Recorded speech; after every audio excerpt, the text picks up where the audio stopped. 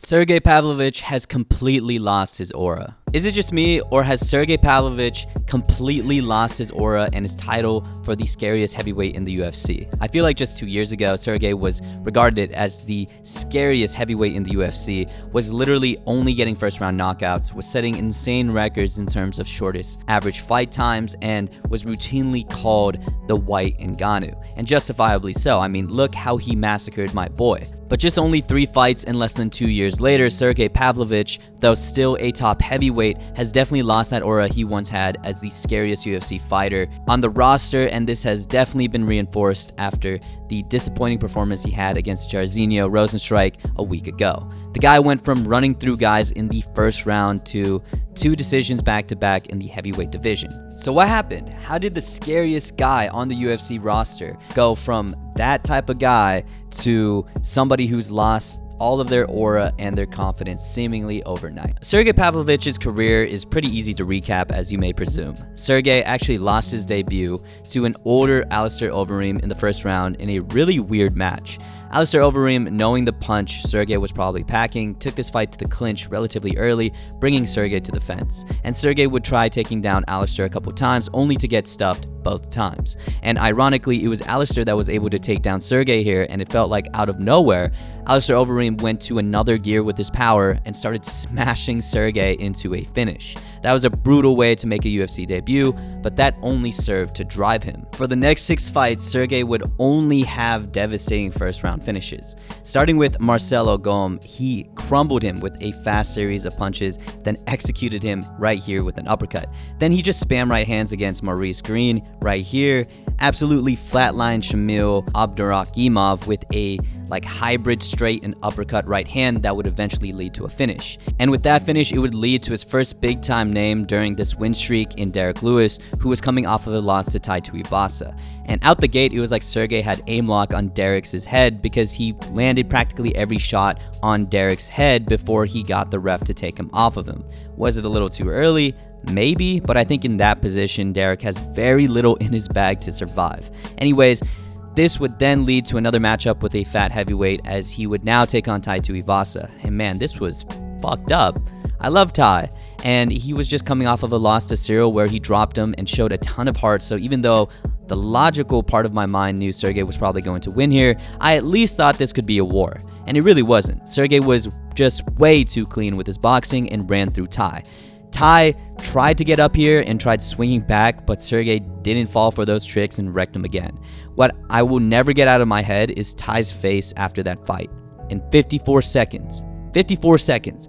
That is how long it took for Tai's face to look like an assault case. And it was only up from here, as Sergey would now face longtime top contender Curtis Blaydes. Both guys were trading, landing, and taking shots pretty well for the first 2 minutes and looked pretty close, but that was short-lived as Sergey would break through with a right to Curtis's temple that would send him down. Credit to Curtis, he popped right back up, but it was like the entire momentum of the fight shifted towards Sergey Pavlovich's favor as he just walked down Curtis Blaydes and dropped hammers. Curtis momentarily tried to shoot to slow down the pressure coming from Sergey, but that was quickly stuffed, and Curtis Blaydes was then pummeled by a classic Sergey barrage. It was a huge win for Sergey, of course, and would be the cherry on top to the monstrous first-round knockout win streak he was piling up. What really impressed me during Sergey's prime was not necessarily his power, but it was his speed, his accuracy, and his phenomenal technical boxing. A lot of people called Sergey the White Ngannou, but Sergey was much different in that he just wasn't swinging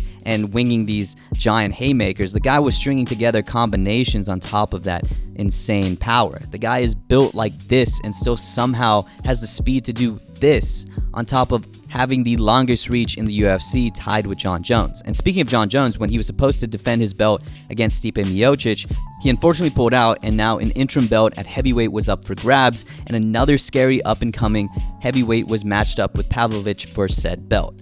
I still remember how anxious I was to watch this fight when it was announced. You literally had the 2 scariest heavyweights with historically the lowest average fight times in UFC history. Both guys were running through their respective opponents early, finishing them with little to no resistance, and it really felt like this was a coin toss, but the only thing that was for certain was that there was going to be a devastating finish. And in the beginning of this fight, it was actually Sergey who landed the bomb first that momentarily rocked Tom. But as Sergey moved forward, Tom just exploded out of nowhere and landed such a fast 1-2 off his feet and took out his equilibrium and finished it with another right. It was a tough loss for Sergey, but this fight could have really gone either way, and I don't think many of us said he wasn't scary anymore or he lost his aura here. Tom was just better and quicker that night, though the same couldn't be said about this next fight. Sergey's next fight would be against fellow Russian and actually former teammate Alexander Volkov, who was starting to make a nice win streak for himself with a KO over Rozenstruik, a KO over Alexander Romanov, and finally an Ezekiel choke over Tai Tuivasa. And I guess this fight was actually never supposed to happen. They were former teammates, though the details get muddy if you want to call them friends. Though apparently, from what I read online and from what I could gather from what is said by Sergey and Volkov in interviews and weigh-ins leading up to the fight, is that Sergey and Volkov agreed to not fight one another unless it was for the belt. But either Sergey agreed and signed the contract, which forced Volkov to sign it, or the other way around. Or the most likely scenario, which is Dana told each guy that the other agreed first, which forced them to sign. Anyways, this would lead to Sergey switching up and saying that they were just acquaintances at work rather than friends, and this would lead to a semi-heated conversation about who signed the contract first at the ceremonial weigh-ins and face-offs. And sometimes these emotionally tied fights can either fuel a fighter, but for Sergey, unfortunately, it may have negatively impacted his performance. Everyone talks about how good Volkov's jab was in this fight, and yeah, it was a piston in this fight. But what really impressed me was also Volkov's body kicks, footwork, and overall just sense of when Sergey plants his feet. Sergey is known to explode and string together nasty combinations, but he oftentimes doesn't come out the gate with these. He often waits for his opening by rocking his opponent once and then really opens up. Granted, that opportunity comes really early against most heavyweights, but in this fight, Volkov didn't let Sergey get that opportunity. Every time he would sense that Sergey was setting his feet or actually did throw something, he would immediately shut it down by throwing a stiff jab or a body kick and then move laterally to force Sergey to reset. And he did this perfectly through the entire fight, bloodying Sergey's nose early. There was a small sequence in the third where Sergey knew he was behind and started connecting with bombs, but Volkov smartly answered with stiff strikes on his own to fend him off and get the decision. And to make matters even worse, when Volkov tried to go up to Sergey and squash the beef, an obviously frustrated Sergey Pavlovich pushed him and had no part of it. And with one fight, Sergey's aura plummeted. If I could describe this fight in one word, it would be frustration. The once scary monster and first-round killer had been kept at bay with a fundamental game plan. A jab, a couple body kicks, and lateral movement was all it took for Sergey to be neutralized and his aura to be completely taken away. And it wasn't just his aura, but it was also his confidence that was taken away too. In his next match, Sergey Pavlovich was set to fight Jairzinho Rozenstruik, and I think many of us thought that this was going to be a bounce-back fight, and Sergey was going to return to form with a monster KO, but surprisingly, that did not happen. Sergey did win, and Rozenstruik did have a shit performance, so much so that he got cut immediately from the UFC after the fight. But I can't help but think if Sergey had the confidence he had before the Volkov and Tom fight, he would have decimated Rozenstruik. He was carefully stalking Rozenstruik during the fight and found some big openings in the second and the third, but instead of capitalizing his openings and these knockdowns with giant combinations, he took Rozenstruik down, sure, securing the round but not ending the fight. Before this, Sergey hadn't even landed a takedown in the UFC, and now he was initiating them after rocking a shitty Rozenstruik. Obviously, this would lead to a win for Sergey through decision, and that has to do something to the guy's confidence, but with an unnotable decision here, it just further solidifies the aura lost from Sergey. So what happened to Sergey Pavlovich? He's still good, he still possesses a ton of power, he's still dangerous, and most importantly, he's still a legitimate title contender at heavyweight. But it's obvious that the Volkov fight took his aura and his confidence. I think GSP said it perfectly here on Joe Rogan.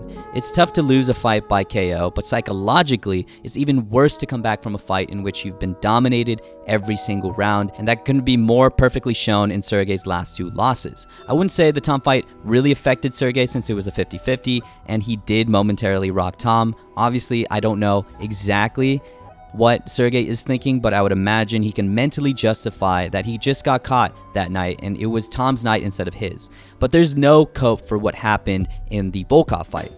Every round, Volkov had him at the end of strikes and controlled the pace of the fight from beginning to end, which added with the whole friend and teammate contract beef must have been so frustrating to deal with in the fight mentally and emotionally, which then leads to performances like we just saw against Rozenstruik. So what's next for Sergey Pavlovich? Again, the guy is still good and I do foresee him fighting for the belt again, considering the heavyweight division is so sparse, but in order to get back into form, he really needs to run through someone again. I also foresee him fighting Cyril in the future for a #1 contender fight, and if he can run through Cyril confidently, I think that rematch between him and Tom could be devastating, but hopefully Sergey can get that confidence back because we really need more scary heavyweights in the division. It really feels like there's only 4 interesting heavyweights, and if Sergey can't get back into being exciting again, we're in for a really shitty heavyweight division for the next couple of years. So what do you guys think about Sergey Pavlovich? Is he still dangerous? Is he still, most importantly, a contender for the heavyweight